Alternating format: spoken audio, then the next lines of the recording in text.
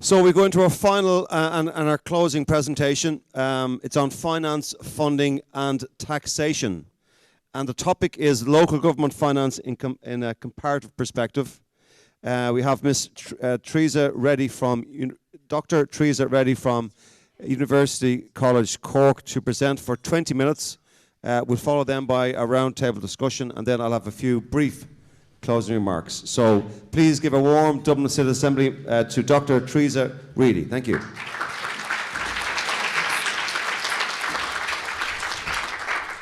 Thank you very much. It's lovely to be here, and thank you very much for the invitation.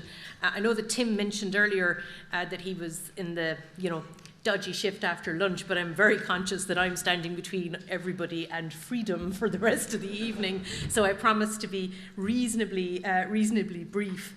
I just want to start by saying something about why would you finance local services locally, and I know you've probably touched on some of this at previous sessions, but it's worth saying that different areas have a different spending and tax mix. They have different preferences for services that should be provided in their communities.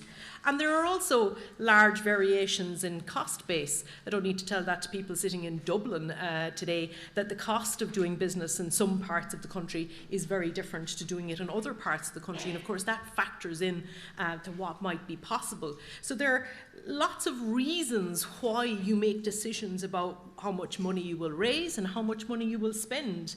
And the last thing to say is that accountability matters as well, and particularly the idea that the people who are spending the money should be responsible to the people who they're raising that money from. So raising revenues at the level at which they're going to be dispersed is actually no bad thing in terms of the overall theory of politics. That being said, I'm going to tell you something that you all already know. Ireland has one of the most centralised systems in Europe, and the financials follow the form and the function. The financial side of Irish local government is also highly centralised, and that's one of the things I'll be showing you, is where does Ireland come in comparison to all of the other countries. So you've heard about all of the different policy areas and services that are delivered at local level in other European countries, but finance follows that function. Those countries also spend a lot more money at local level, and they also raise a lot more money at local level, and I'll be kind of going into that.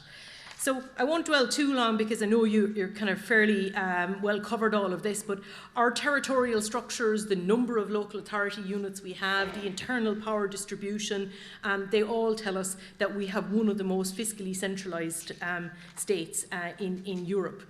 We also have very restricted layers of government. So whilst we do officially have regional government, I use this picture to symbolise regional government. Nobody actually even knows that we have regional government for the most part, except for the few local councillors who sit on them. And we used to have a bigger, the regional government structures we have, by the way, were very much informed by European funding structures. But in 2014, along with some of the other rationalisations that happened, the old regional government structures were also rationalised. So we went from having 8 regional authorities and 2 assemblies to 3 assemblies. So we have pared back even there.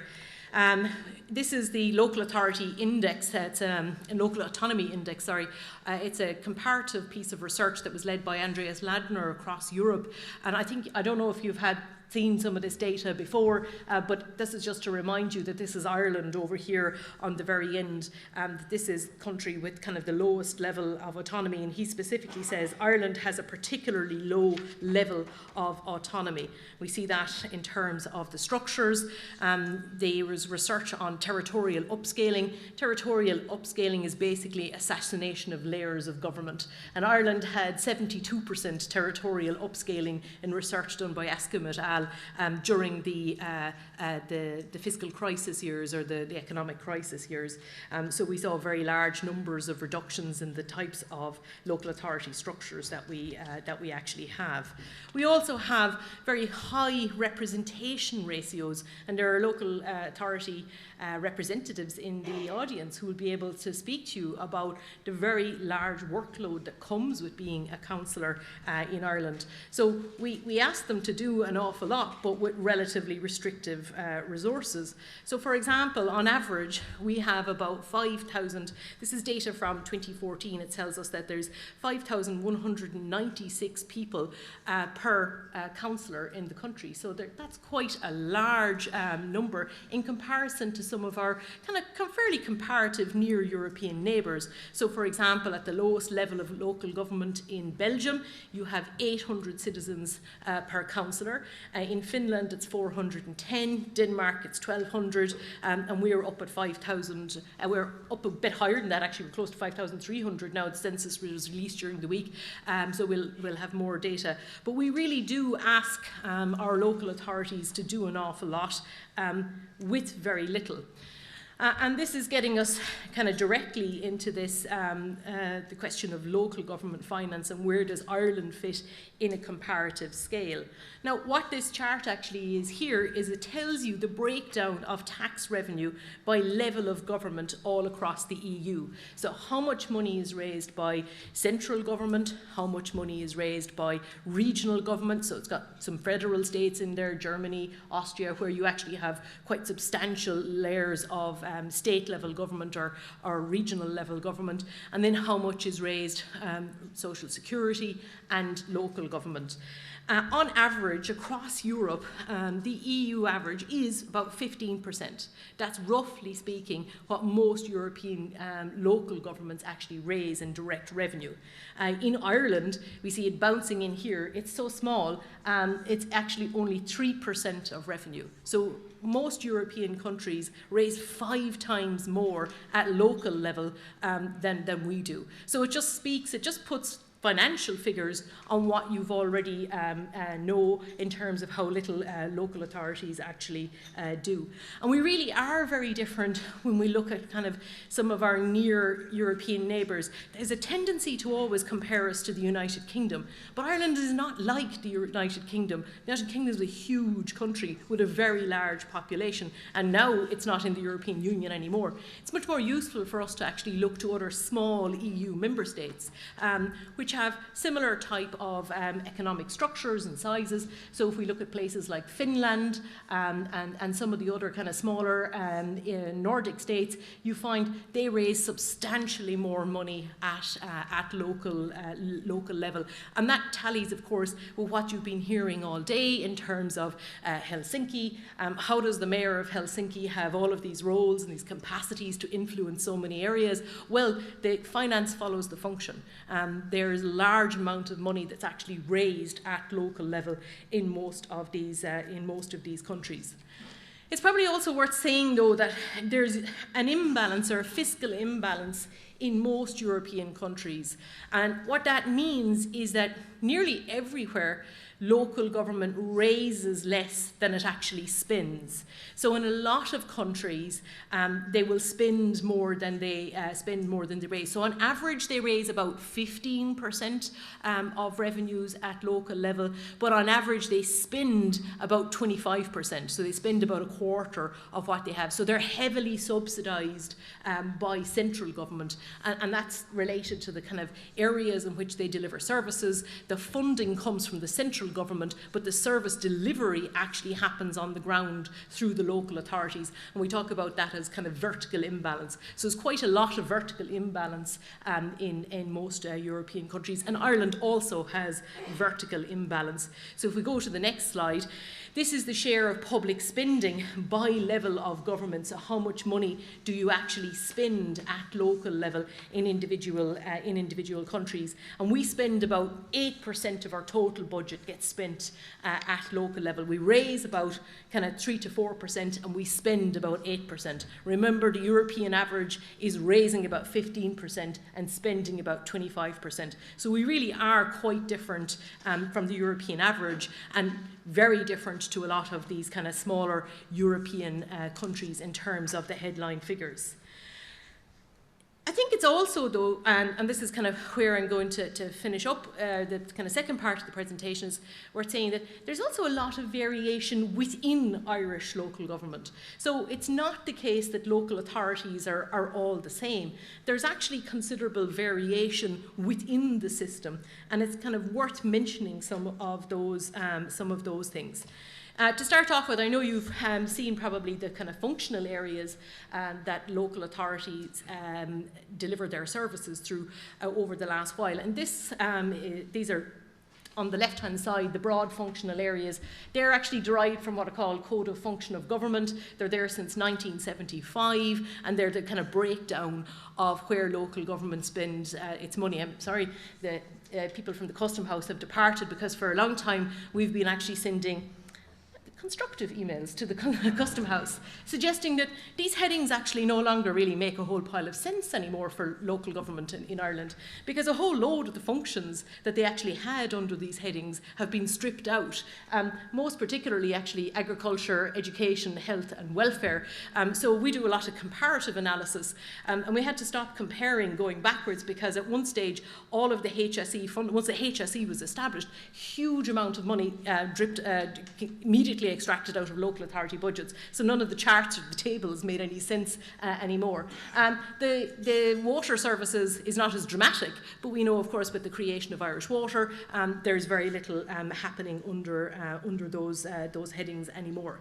But the main reason I want to put this slide up is this is the proportion of expenditure in each expenditure division by county council, city council, and what are city and county councils, and that's actually basically in the last column, that's Waterford and Limerick. They're the amalgamated authorities after the 2014 reform.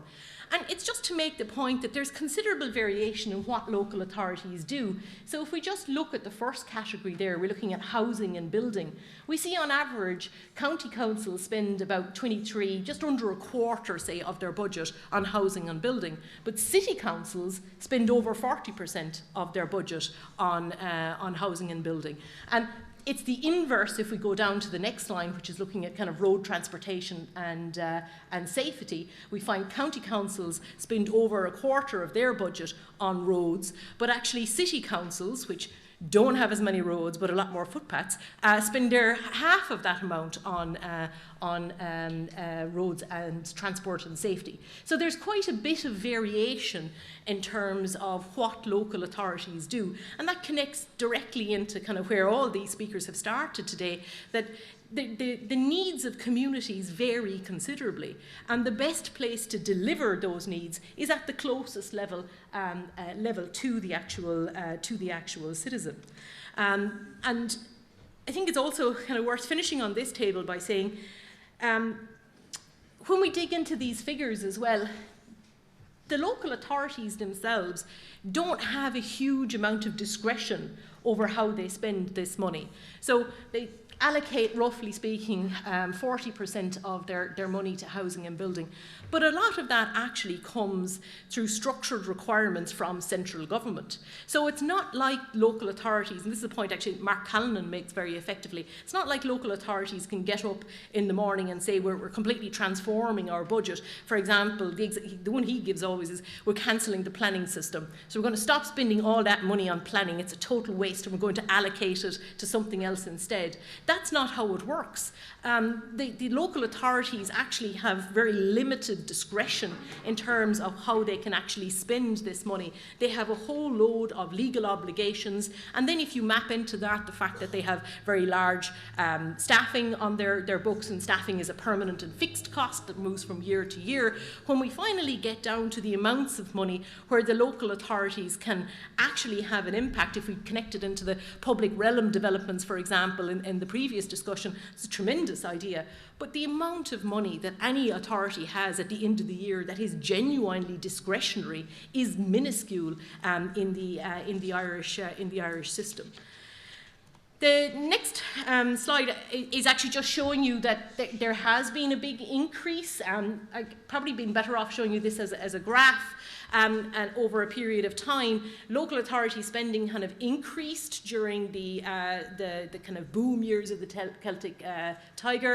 Then it, of course, dipped very dramatically when the crisis hit. Local authorities were really substantially affected by that because central government cut off the tap of funding. But actually, it started to improve a great deal in the last number of years, particularly since about 2015, 2016, the resources available. But remember, those are very targeted, they're controlled in where they go, but they have been going up. And you can see the priorities of the government are very visible there, that there have been very, very substantial increases in budgets under the housing.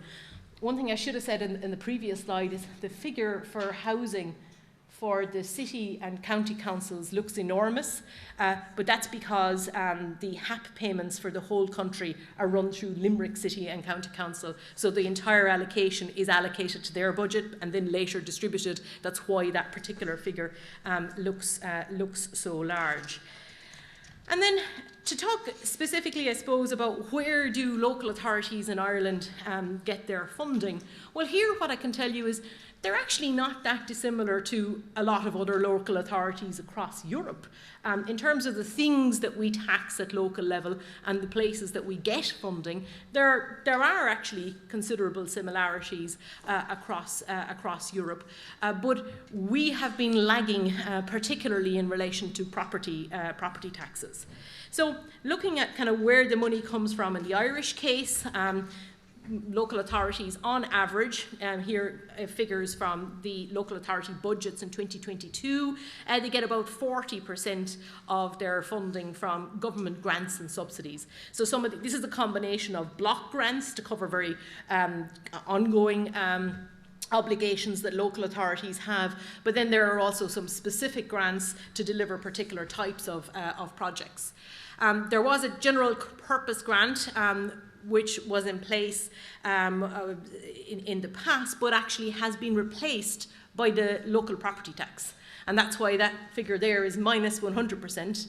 And it takes me to the next point, which is that when the local property tax was being discussed and when it was being mentioned in 30 years of reports about financial autonomy for local authorities in Ireland, always the implication was that the property tax would be in addition to existing funding.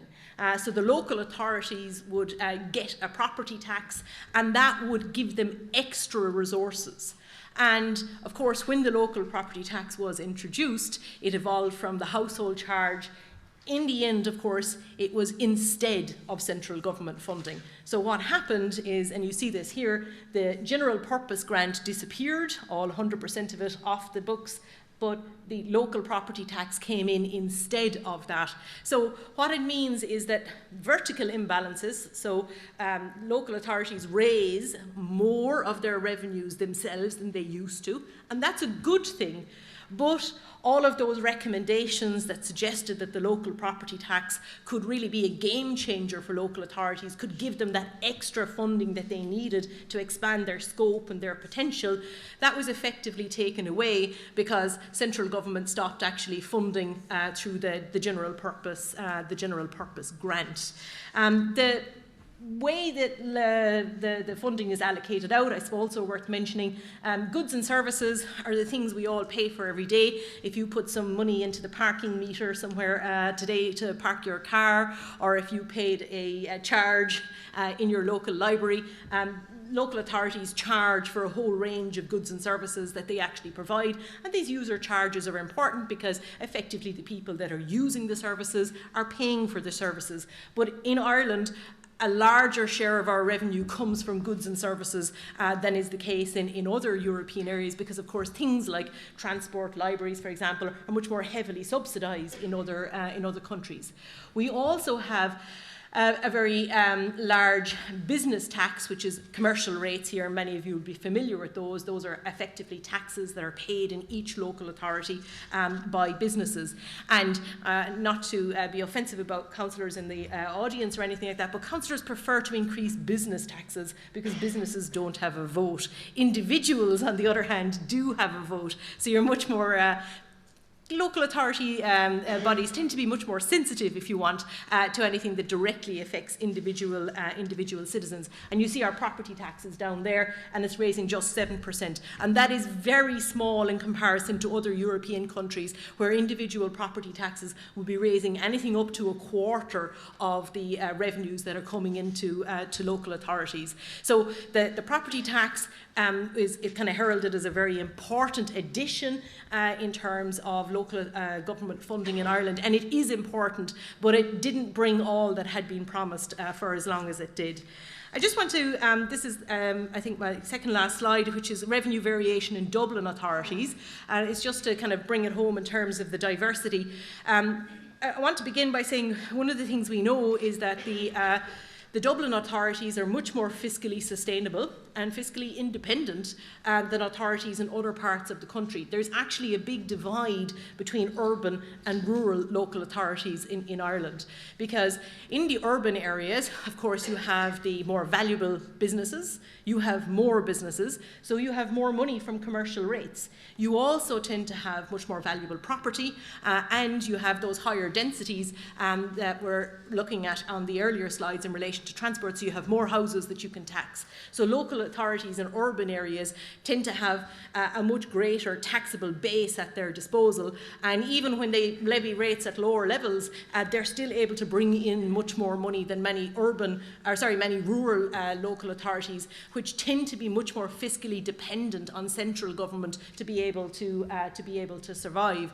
Now, to connect this in directly to the local property tax that I mentioned earlier, what's been happening, of course, in a lot of the Dublin local authorities is that they've been keeping their local property taxes quite low because they can still raise rather a lot of money, bringing in quite low local property tax rates.